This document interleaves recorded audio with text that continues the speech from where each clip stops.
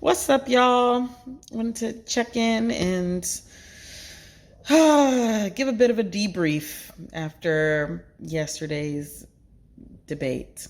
Um, Here's what I'm going to say. I said it in other ways, but I feel it important to reiterate because I feel that there's a desire based on the um, sort of based on the optics of this campaign to feel like, to feel like we want a hero, right? We do. Like, who doesn't want a hero? When when shit is about to burn down, you want someone to sweep in and save the day. And there is an inclination in this particular political moment to make a Biden-Harris ticket the hero. And I just want to speak to the danger, the deep danger of that activity. Because what I watched yesterday on that debate stage was a violent white supremacist fascist death capitalism political administration pull the pull its opponents to its side. And that pulling of them to even further to the what we'd like to call the center, but is not the center. In a time where the science on climate change and the science on environmental decimation is absolutely clear, being for fracking is not a centrist notion. That's a right notion. That's the right.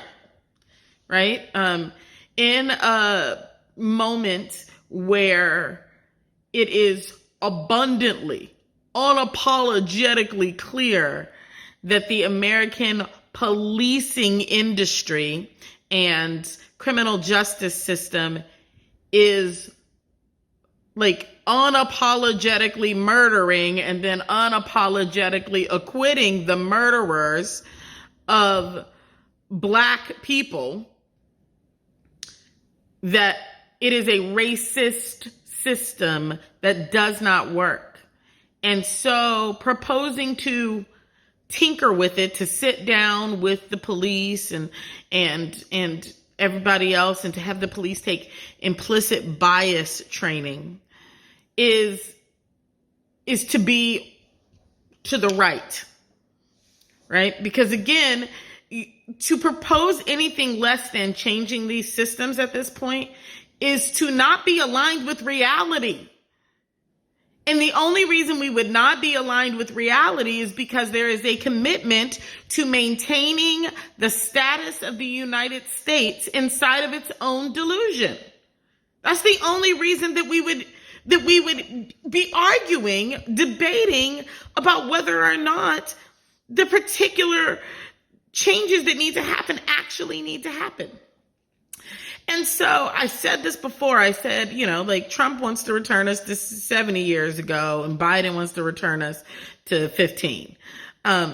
Here's the deal with either of those prospects is that what they want to do is make us go back in time. And you can't go back in time and change the history. You can pick a new timeline today. And when you pick a new timeline today, that reconfigures the experience of the old thing.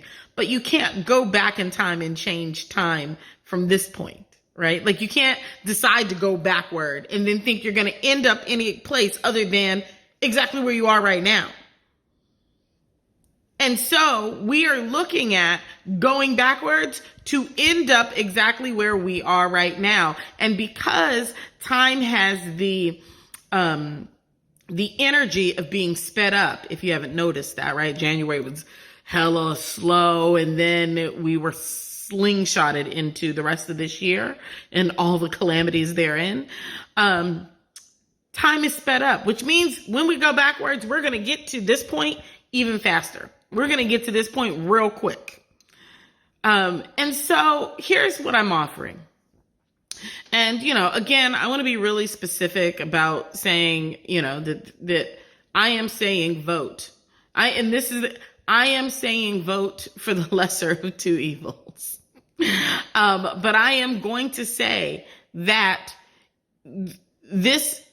any administration that is not offering that the systems and structures that exist right now must be radically changed is someone who is not operating with any kind of intellectual honesty with the people of this country and is not interested in actually changing what we've been up against. And so, vote for Biden and Harris, but not like they're heroes. Vote like you're picking the enemy you want to fight. Because as far as I'm concerned, anybody who's still proposing that the criminal justice system is salvageable, that fracking is okay, like anybody proposing these sorts of things is not proposing the world that I'm interested in. So they're not on my side. However, they are on a side that I find easier to battle against than the current one. And so it's really important that we do not present any of these politicians as our heroes, because as soon as they're our heroes, they've saved the day, which means we don't have nothing left to do. And that is exactly what everybody desires. And it's not possible. Here's what I want you to understand. And I'm saying it, and I'm trying not to be, and I'm not saying it to be alarmist. I'm saying it the same reason I said it 2 months ago, to be prepared, to be intentional and thinking about it. Right now, the Trump-Pence administration has told you they're not leaving the office. They don't care what happens. They right now are also amassing the energy of the police force around the United States, who's already been heavily militarized for the last 20 years, because we did that, right? Remember when we turned our police force into the military? Well, that's a perfect setup, right? For having a military style fight for the office you don't intend on giving up. So, let's say the courts say, or maybe not even the courts, but the polls, the Electoral College says Biden and Harris won. And then Trump and Pence say no, and we don't believe you, and no. And then their millions of wildly irrational, rabid followers also don't believe that. And they have the backing of most of the police unions and police forces around the country. You play out the ending. I don't need to play out the ending for you. I just set the stage. You play out the ending.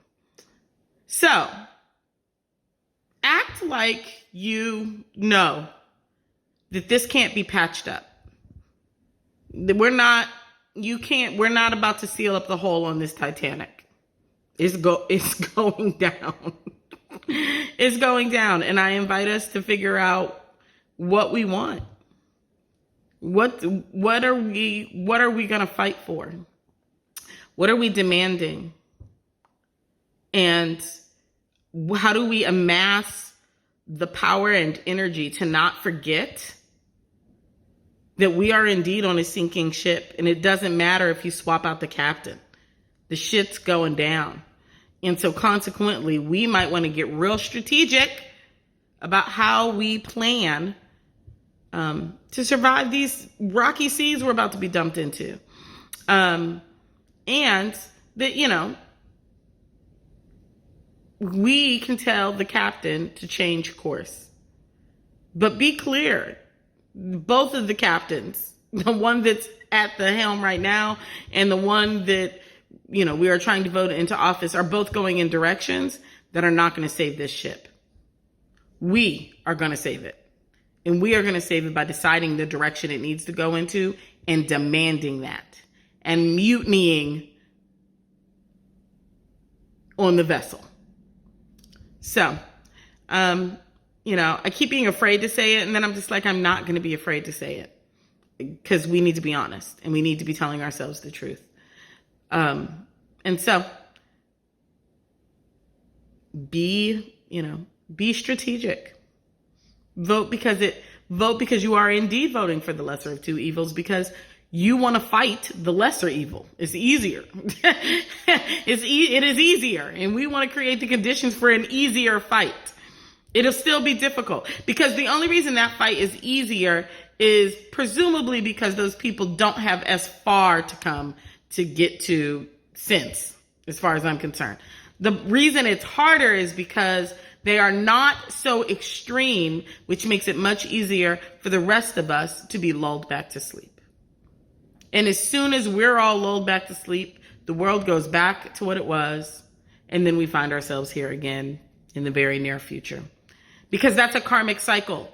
We're in a karmic cycle where the U.S. is being asked if it's going to keep choosing the same thing over and over again and expecting different results.